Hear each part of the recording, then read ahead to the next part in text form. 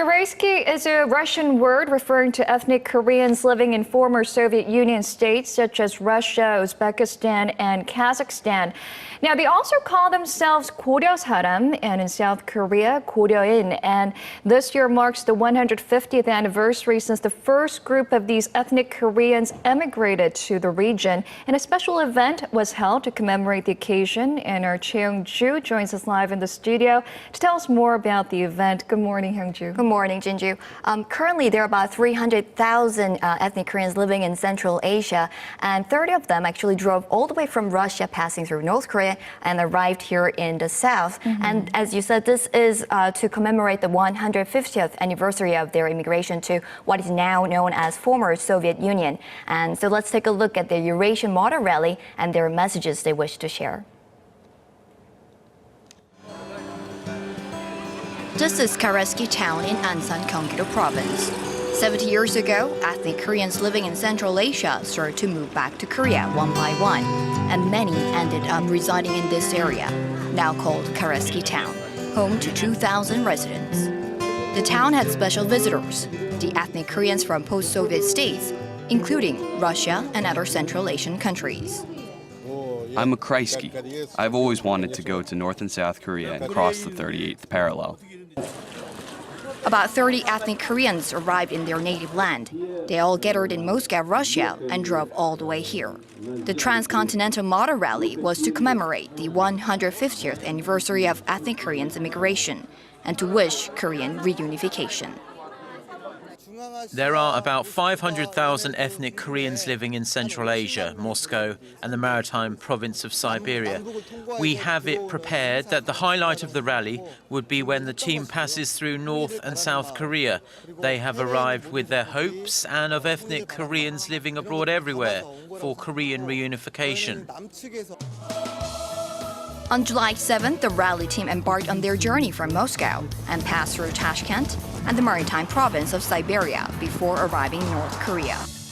At first, North Korea did not approve, and the event was on the verge of cancellation. But the last-minute approval, the rally team was able to go through the inter-Korean border for the first time.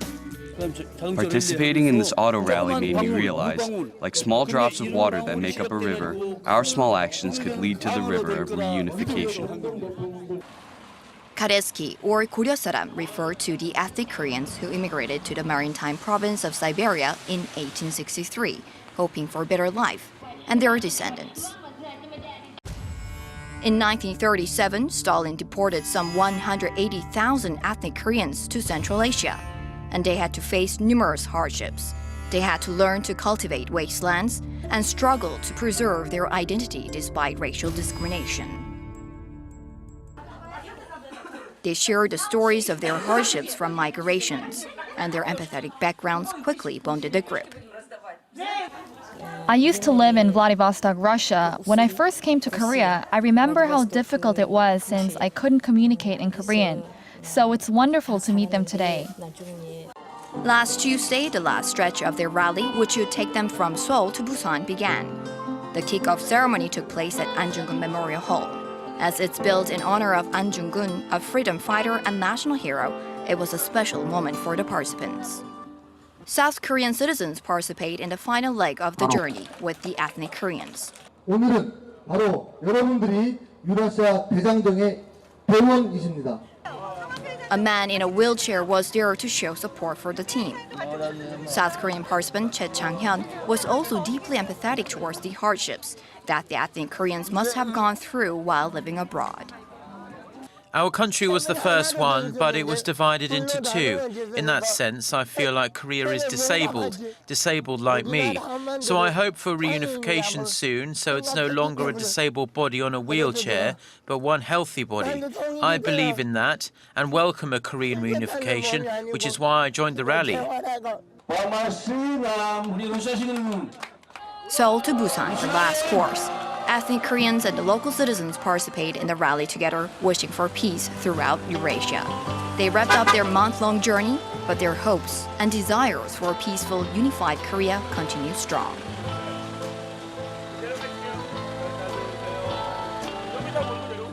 So, Hyungju, although they are of a different nationality, this event must have had a very special meaning for them, crossing across North Korean territory as ethnic Koreans. What did they tell you about their journey across the North?